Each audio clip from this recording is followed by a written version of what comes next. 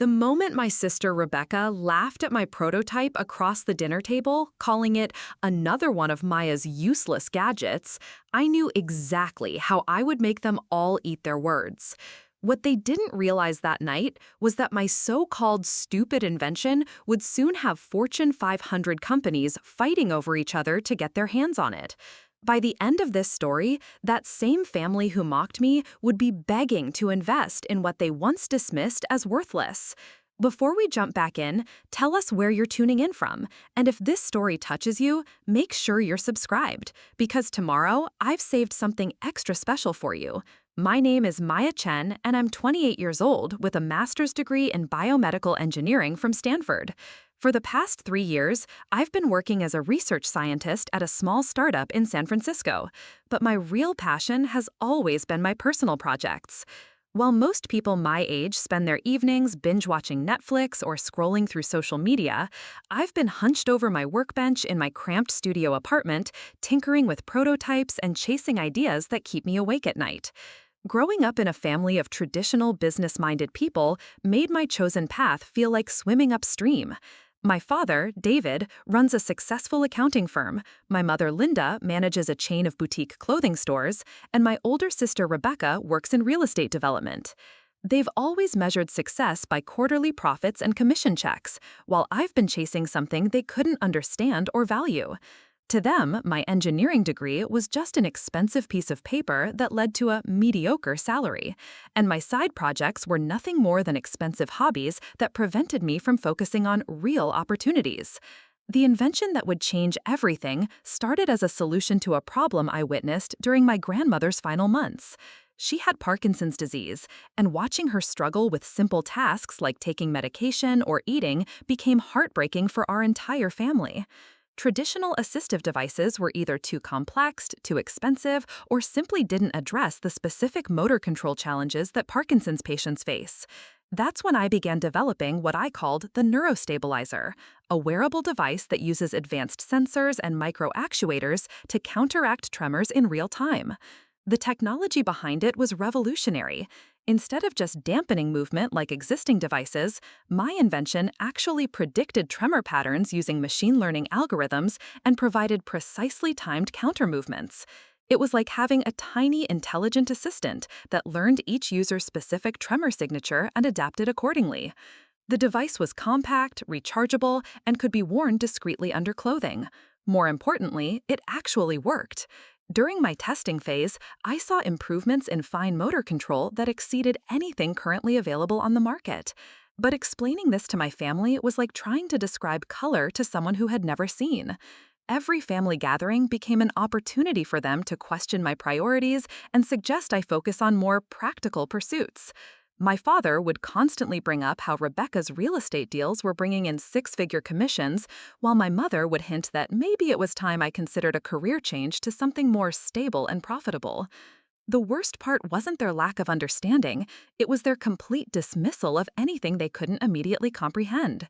When I tried to explain the potential impact of my work, they would nod politely and then quickly change the subject to Rebecca's latest property flip or my mother's store expansion plans. They treated my engineering career like a phase I would eventually outgrow, and my invention work like an expensive hobby that was preventing me from reaching my real potential. Rebecca was particularly cruel in her dismissiveness. As the older sister who had always been the family's golden child, she took every opportunity to highlight how my choices were impractical compared to hers. She had married young to a successful investment banker named Marcus, lived in a $1 million home in Palo Alto, and drove a Tesla that she never missed a chance to mention cost more than my annual salary. Her success in real estate had made her the family's unofficial financial advisor, and she used that position to constantly question my decisions. The tension reached its breaking point during what would become known in my mind as the dinner that changed everything. It was Rebecca's birthday celebration at an upscale restaurant in downtown San Francisco, and I had made the mistake of bringing my latest neurostabilizer prototype to show my family. I was genuinely excited about the breakthrough I had achieved the previous week, where I had managed to reduce the device's size by 40% while improving its accuracy by 30%. As we sat around the table, waiting for dessert to arrive, I carefully pulled the small device from my purse. It looked deceptively simple, a sleek band about the size of a fitness tracker, but contained within its compact frame were months of my life's work and innovations that could help millions of people worldwide. I placed it gently on the white tablecloth and began explaining how it worked. "This is the latest version of my neurostabilizer," I said, trying to contain my enthusiasm. "It's designed to help people with movement disorders regain control over their fine motor functions. The sensors can detect the onset of tremors 30 milliseconds before they become visible, and the actuators provide counter movements that are so precise they can help someone thread a needle or sign their name clearly." My father glanced at it briefly before returning his attention to his phone. "That's nice, honey," he said, in the tone people use when they're not really listening. My mother picked it up, turned it over a few times like she was examining a piece of jewelry, and set it back down with a polite smile that didn't reach her eyes. But Rebecca's reaction was different. She leaned back in her chair, crossed her arms, and let out that laugh. It wasn't a giggle or a chuckle, it was a full, dismissive laugh that made every head in the nearby tables turn toward us. "Maya, seriously? You've been working on this tiny thing for how long now? 3 years?" She gestured dismissively at the device. "It looks like something you could buy at Best Buy for $20. Why are you wasting your time on these little gadgets when you could be doing something that actually makes money?" The words hit me like a physical blow.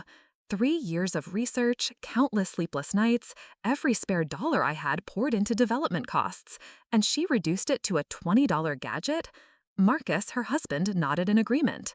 "Rebecca's got a point, Maya. The medical device market is incredibly competitive and heavily regulated. Even if that thing works, which I'm not saying it doesn't, the path to profitability is extremely complex. You'd be much better off leveraging your engineering background in a more traditional business setting." My mother, ever the peacekeeper, tried to soften the blow. "What Marcus means is that we worry about you spending so much time on projects that might not lead anywhere financially. You're so talented, sweetheart, but maybe it's time to think about the bigger picture. Rebecca could probably help you get into real estate development. There's so much construction happening in the tech sector right now." That's when Rebecca delivered the killing blow. "Honestly, Maya, these little inventions of yours are just expensive hobbies. You're almost 30, and you're still playing with toys in your apartment instead of building actual wealth. This device might help a few old people with shaky hands, but it's never going to make you rich or successful. You need to grow up and start thinking like a businesswoman instead of a tinkerer." The entire table went quiet. I sat there, staring at my prototype lying innocently on the white tablecloth, feeling the familiar burn of tears threatening to form behind my eyes. But this time, something different happened. Instead of the usual shame and self-doubt that followed these family discussions, I felt something else entirely. I felt a cold, calculating certainty that they would regret every single word they had just spoken. I carefully picked up my neurostabilizer, placed it back in my purse, and smiled at my family. "You're probably right," I said calmly. "Maybe I should focus on more practical things." The smile I gave them was genuine, but not for the reasons they thought. It was genuine because I knew something they didn't. I knew that in exactly 6 weeks, their stupid little sister's expensive hobby was going to make international headlines. But I wasn't going to tell them that. Not yet. First, I was going to let them continue believing they were right. I was going to let them think they had successfully convinced me to abandon my dreams. And then, when the time was perfect, I was going to show them just how wrong they had been about everything. The weeks following that disastrous birthday dinner were some of the most isolating of my life. My family's words echoed in my mind constantly, but instead of crushing my spirit, they fueled something darker and more determined. I threw myself into my work with an intensity that bordered on obsession. While they assumed I was finally coming to my senses and preparing to abandon my hobby, I was actually accelerating toward the breakthrough that would change everything. My day job at the startup became secondary to my real mission. I would arrive at the office, complete my assigned tasks with mechanical efficiency, and then rush home to my makeshift laboratory. My studio apartment had been transformed into something that looked like a cross between a medical research facility and an electronics workshop. Circuit boards covered every surface, 3D printers hummed constantly in the corner, and walls were lined with prototypes in various stages of development. The breakthrough came on a Tuesday night in October, 3 weeks after Rebecca's birthday dinner. I had been struggling with the power consumption issue that plagued earlier versions of the neurostabilizer. The device worked perfectly in controlled settings, but the battery life was too short for practical daily use. I needed something that could run for at least 18 hours on a single charge, while maintaining peak performance. That night, while testing a new microprocessor configuration, something clicked. The power optimization algorithm I had been working on suddenly achieved perfect harmony with the prediction engine. Not only did the device maintain its accuracy, but the battery consumption dropped by 70%. I ran the test 17 times, convinced I had made an error somewhere, but the results were consistent. I had just solved the primary obstacle that had been preventing the neurostabilizer from being commercially viable. I barely slept that night. Instead, I spent hours documenting everything, recording video demonstrations, and preparing patent applications. By sunrise, I had compiled enough evidence to prove that my device was not just innovative, but genuinely revolutionary. The combination of predictive algorithms, micro-actuator precision, and power efficiency had never been achieved in a single device. I wasn't just improving on existing technology, I was creating an entirely new category. The validation I desperately needed came from an unexpected source. Dr. Sarah Williams, a neurologist at UCSF who specialized in movement disorders, had agreed to evaluate my device as part of a small clinical trial I had been conducting on my own time. When she called me the following week, her voice carried an excitement that made my hands shake. "Maya, I need you to come to my office immediately," she said. "I've been testing your device with 12 different patients over the past month, and the results are unlike anything I've seen in 20 years of practice. We're looking at improvement rates that exceed current treatment options by margins I didn't think were possible. This isn't just a good product, Maya. This is a medical breakthrough." During our meeting, Dr. Williams explained that my neurostabilizer had achieved something that major medical device companies had been attempting for decades. The precision of the tremor prediction, combined with the adaptive learning algorithms, created a level of personalized treatment that was previously theoretical. She showed me video comparisons of patients before and after using the device, and the transformations were remarkable. People who hadn't been able to write their own names clearly in years were suddenly producing steady, legible signatures. "I want to help you get this to market," she said. "But Maya, you need to understand the magnitude of what you've created. This device could help millions of people worldwide, and it's going to attract attention from every major player in the medical technology industry. Are you prepared for that level of scrutiny and competition?" I told her I was ready, but honestly, I had no idea what was coming. What I did know was that my family's dismissal had lit a fire under me that burned hotter than any external validation ever could. Every time I doubted myself, I remembered Rebecca's laugh and Marcus's condescending tone, and it pushed me to work harder. The irony wasn't lost on me that while I was achieving these breakthroughs, my family continued to treat me like a failure who needed constant guidance. Rebecca called me twice a week with opportunities in real estate, always prefaced with comments about how it was time I got serious about building wealth.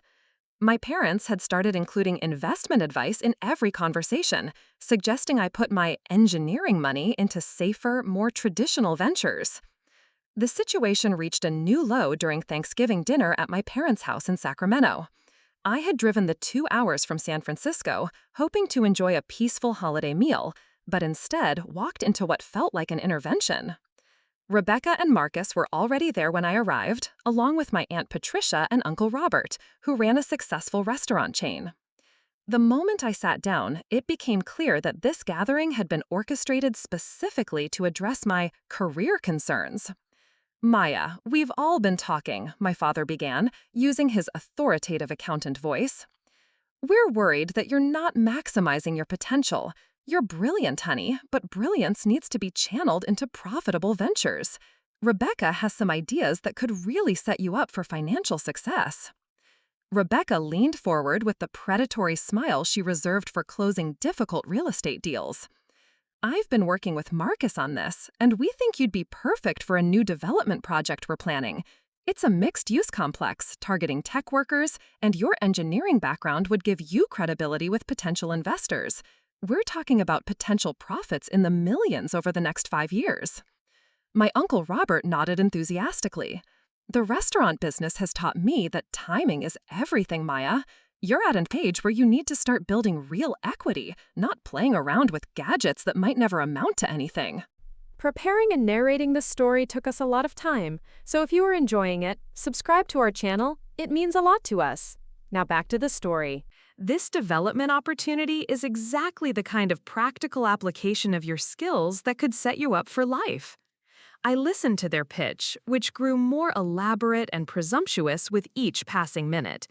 They had apparently spent weeks planning this proposal, complete with financial projections and partnership agreements. The entire presentation assumed that I would be grateful for their intervention and eager to abandon my impractical pursuits for their vision of my future. When they finished, there was an expectant silence around the table. Everyone was looking at me with expressions that ranged from hopeful to smug, clearly anticipating my grateful acceptance of their generous offer to save me from myself.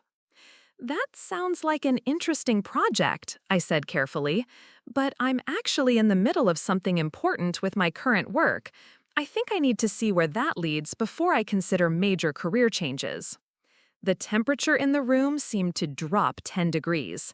Rebecca's expression shifted from confident to irritated. "Maya, we're trying to help you here. This opportunity won't wait forever. And frankly, your little invention hobby isn't going to pay your bills or build your retirement fund. You need to start thinking practically." Marcus jumped in with his typical financial advisor condescension. "The medical device industry is notoriously difficult to break into, Maya. Even if your product works, which I'm not questioning, the regulatory hurdles alone could take years to navigate. Meanwhile, Rebecca's development project offers immediate returns and proven market demand." My Aunt Patricia, who had remained quiet during the presentation, finally spoke up. "Sweetheart, I think what everyone is trying to say is that we love you and want to see you succeed. But success means different things to different people, and sometimes we need guidance from family who have more experience in building wealth." That's when I realized the true nature of this gathering. This wasn't about helping me. It was about their discomfort with my choices and their need to feel superior by redirecting my path. They couldn't understand or value what I was doing, so they needed to convince me to do something they could measure and control.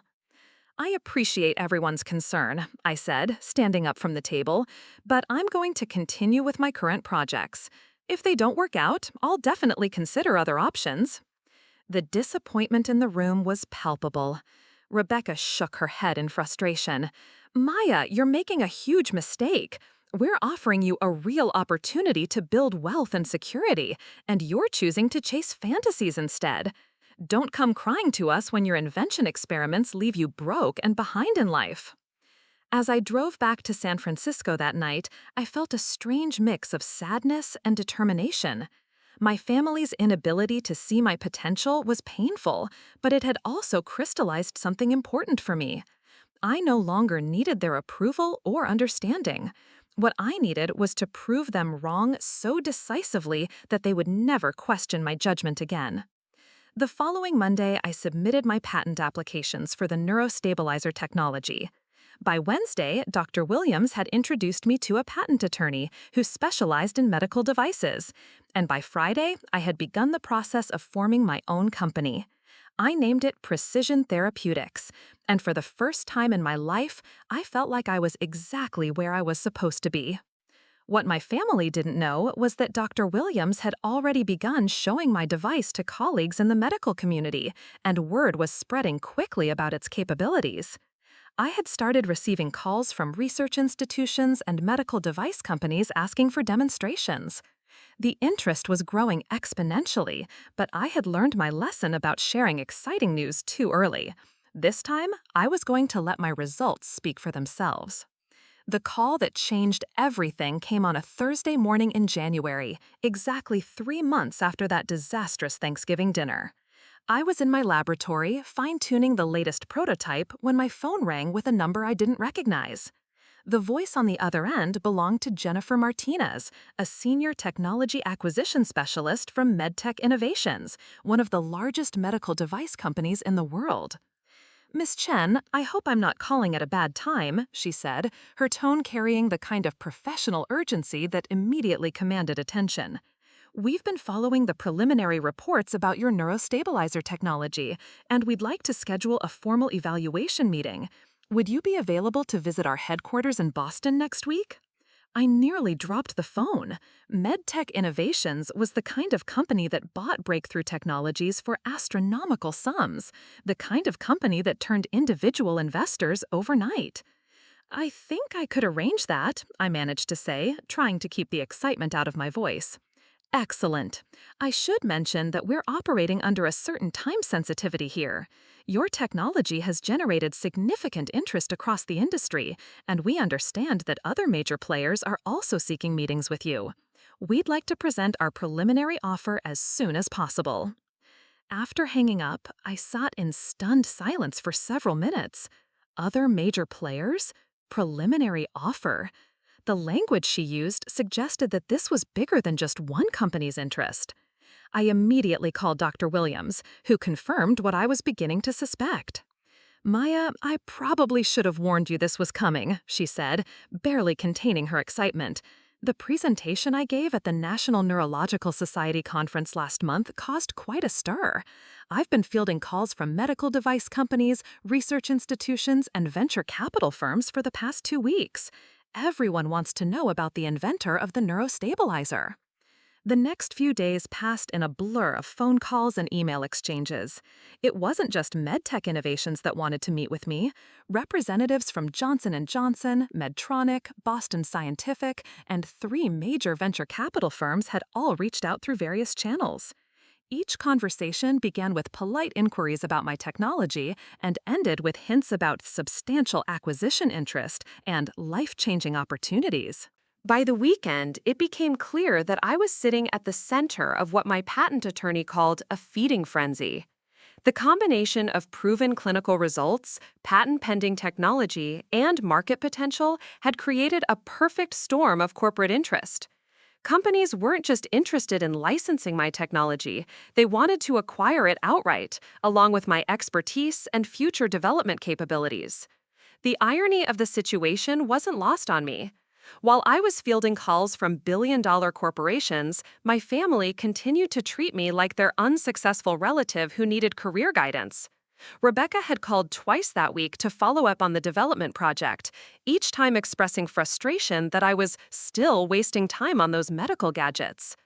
The real awakening came during a conference call with 3 companies simultaneously, something my attorney had arranged to gauge the level of interest. As each company presented their preliminary offers, the numbers escalated beyond anything I had imagined possible. MedTech started with an offer of $2.8 million for full acquisition of the technology and a 5-year consulting contract. Johnson & Johnson immediately countered with $4.2 million. When Medtronic entered the conversation with an offer of $6.7 million plus royalty agreements, I realized that my life was about to change in ways I had never dared to dream. But the real shock came when Boston Scientific's representative, Dr. Michael Harrison, made their final offer.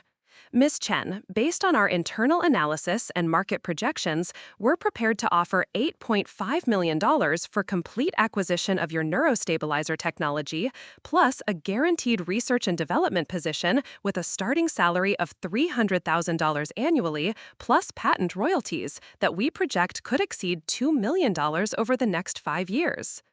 The silence on the conference call stretched for what felt like an eternity. I was staring at my reflection in my laptop screen, trying to process numbers that seemed incomprehensible. 6 months ago, Rebecca had laughed at my $20 gadget, and now corporations were bidding over $8 million to own it. "I'm going to need some time to consider these offers," I managed to say, my voice sounding steadier than I felt. "My attorney will be in touch with each of your teams to discuss the details."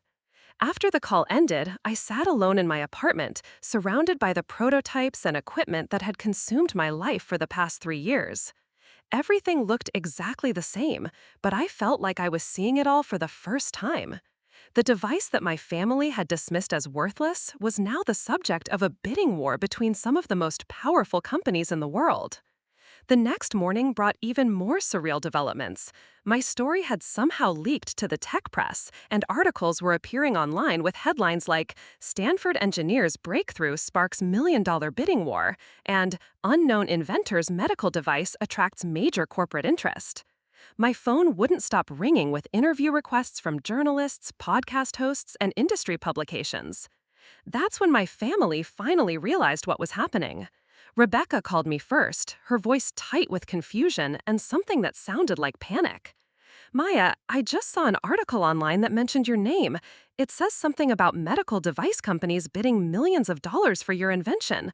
Please tell me this is some kind of mistake or misunderstanding. No mistake, I said calmly.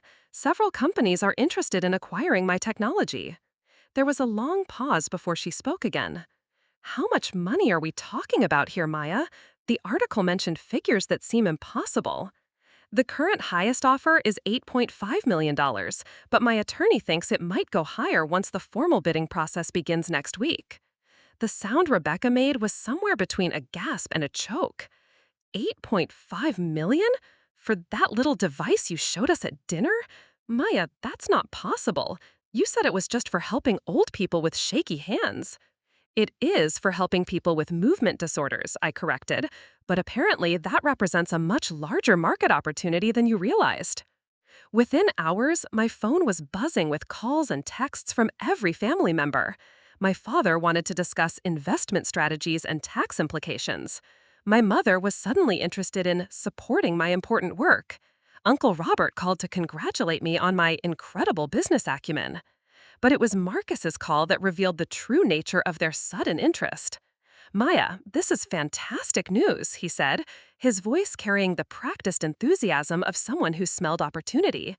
Rebecca and I have been discussing this, and we think there might be ways to maximize the value of this deal through strategic partnerships and investment vehicles. We'd love to help you navigate these complex negotiations.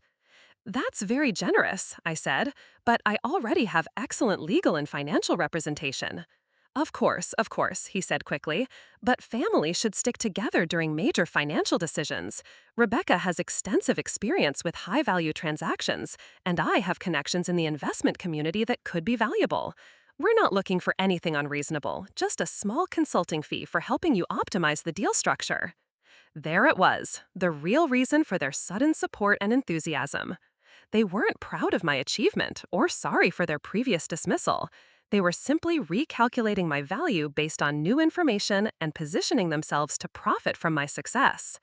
The final family gathering happened the following Sunday at my parents' house. Everyone was there, including extended family members I hadn't seen in years, all suddenly eager to celebrate my amazing accomplishment.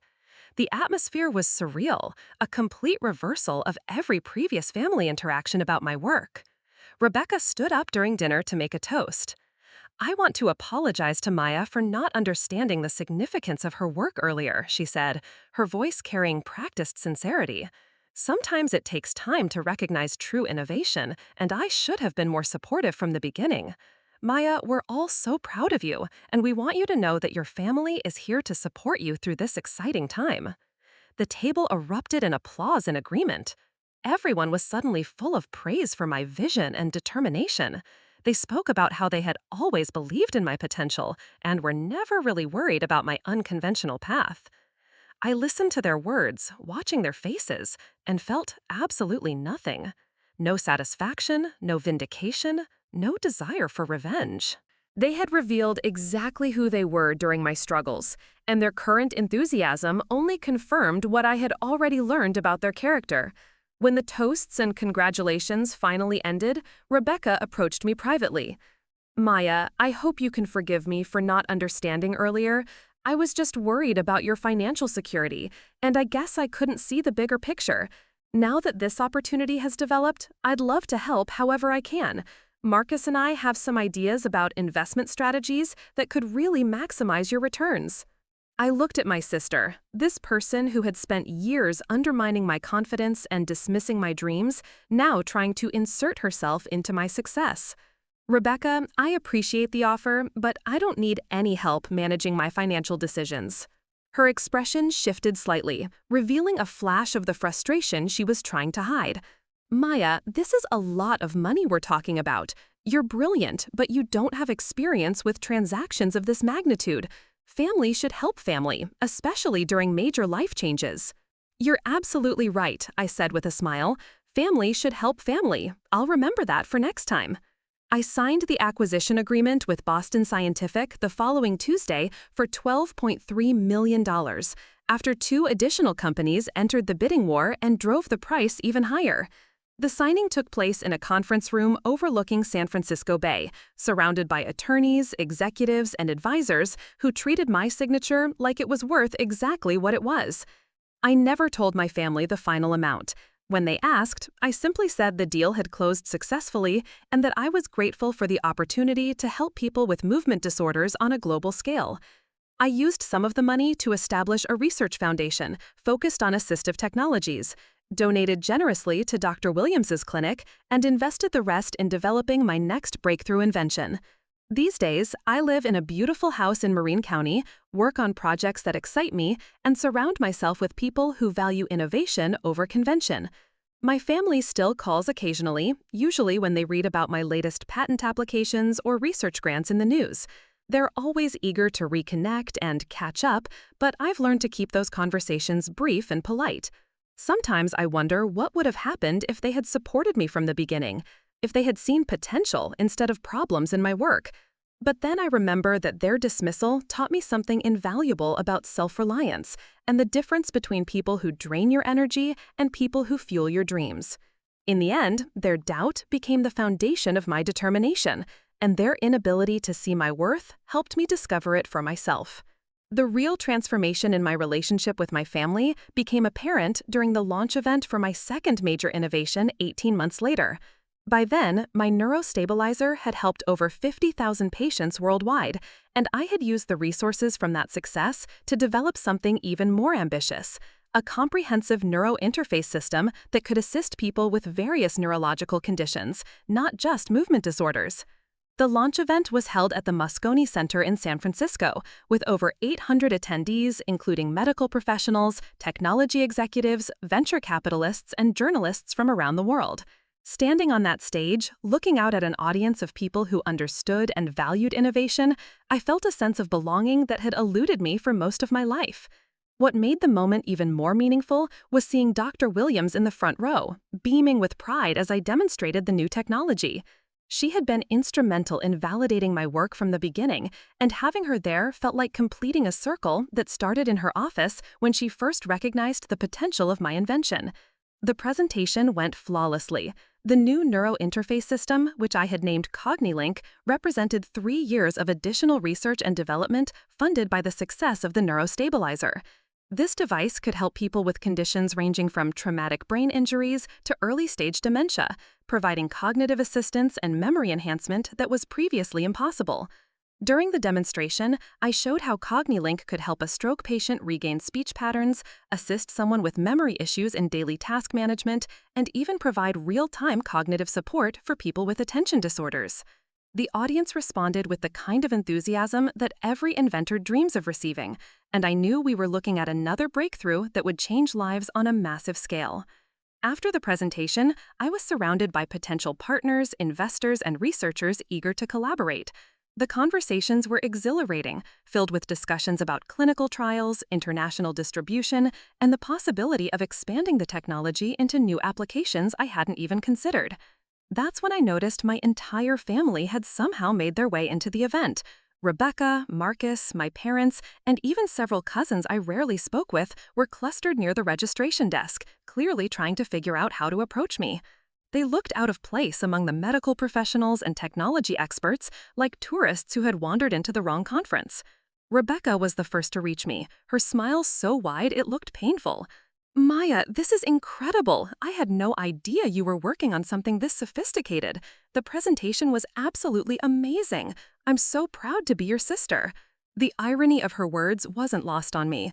This was the same person who had called my work expensive hobbies and suggested I needed to grow up and start thinking like a businesswoman. Now she was claiming pride in achievements she had actively discouraged. My father approached next, his accounting background evident in his immediate focus on financial implications.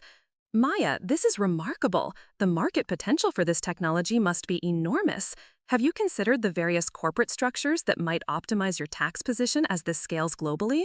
It was fascinating to watch them try to position themselves as supportive family members who had always believed in my potential.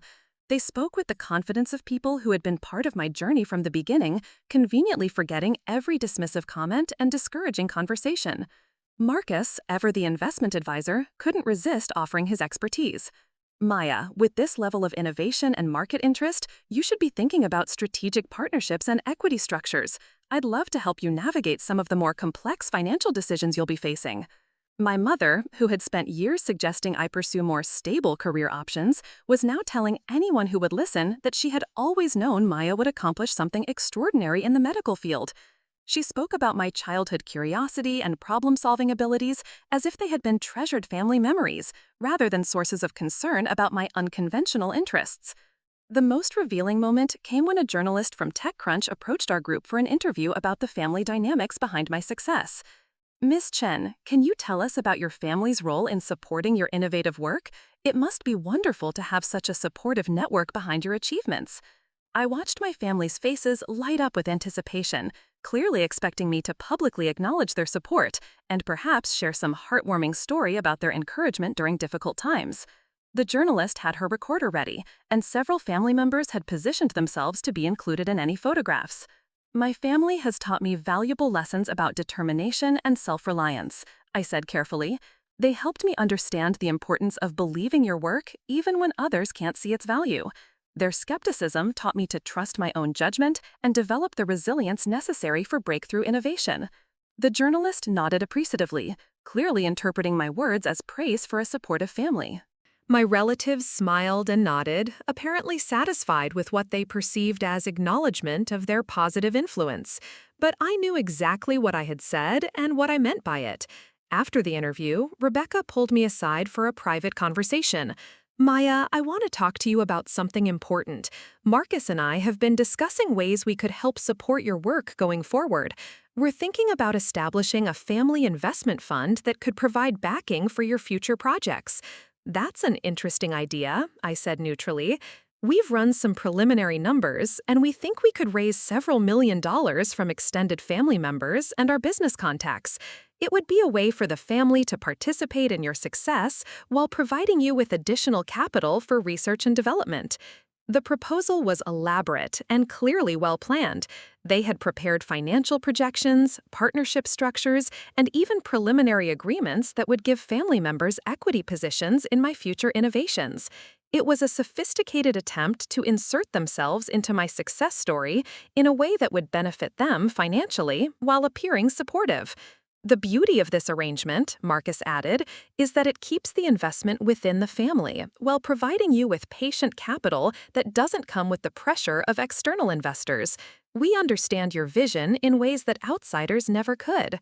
I listened to their pitch with the same patient attention I had given to corporate acquisition offers, noting the careful language and strategic positioning. They had clearly spent considerable time developing this proposal, probably since the news of my first major success had become public. I appreciate the thought you've put into this, I said when they finished, but I'm already well capitalized for my current research directions, and I prefer to maintain complete creative control over my work. The disappointment in their faces was immediate and obvious. This wasn't the response they had expected or hoped for. Rebecca's expression shifted to something closer to frustration, the mask of family support slipping slightly. Maya, I think you might be making a mistake here. Family money is patient money, and we would never interfere with your creative process. This is about building generational wealth together, not just individual success. I understand the appeal, I replied, but I've learned that I work best when I'm not accountable to people who don't share my vision for the technology. The conversation ended awkwardly, with polite smiles and promises to discuss it more later, but I could see that they finally understood my position. I wasn't interested in their validation, their support, or their investment. I had moved beyond needing anything from them. The months that followed brought even more validation for my choices. CogniLink's clinical trials exceeded every expectation, with results so promising that regulatory approval was fast-tracked in multiple countries. The device launched globally within 8 months, helping tens of thousands of patients in its first year alone. The financial success was extraordinary, but what mattered more was the impact. I received letters from patients and families around the world sharing stories about how my technology had restored hope and dignity to their lives. A grandfather could read bedtime stories to his grandchildren again. A young woman with traumatic brain injury could return to work. A man with early dementia could maintain his independence for several additional years. These stories reminded me why I had started this work in the first place. The motivation had never been about proving my family wrong or achieving financial success.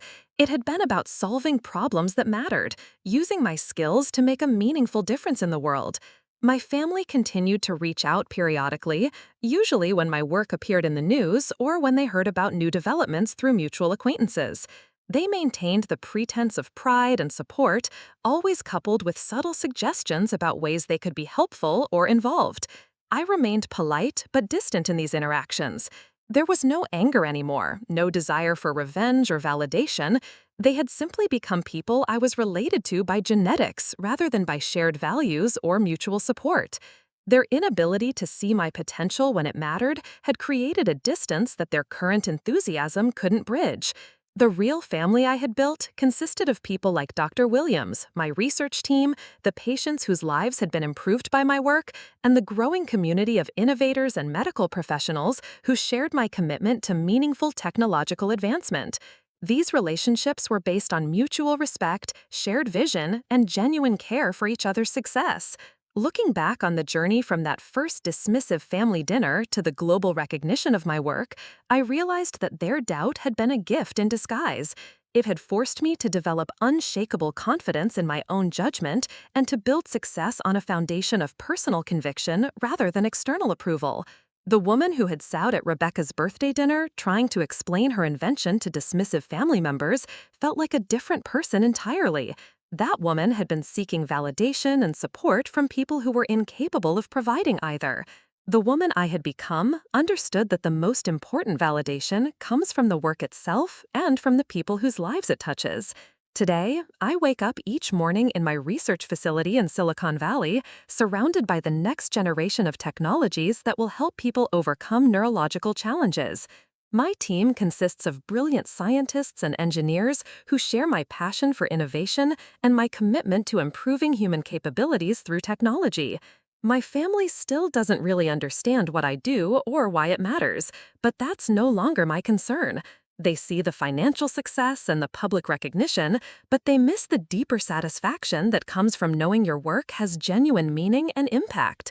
Sometimes I wonder what would have happened if they had been supportive from the beginning, if they had encouraged my curiosity instead of dismissing it.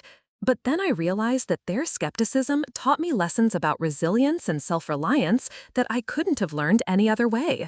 Their doubt became the fuel for my determination, and their inability to see my worth helped me discover it for myself. The little device they once called stupid is now helping hundreds of thousands of people around the world live better lives. The woman they thought needed their guidance and redirection has become a leader in her field, setting the direction for breakthrough technologies that will benefit humanity for generations to come. And the best part? This is just the beginning. The work continues, driven not by a desire to prove anyone wrong, but by the knowledge that there are still countless problems to solve and countless lives to improve through thoughtful innovation and determined effort. Up next, you've got 2 more standout stories right on your screen. If this one hit the mark, you won't want to pass these up. Just click and check them out.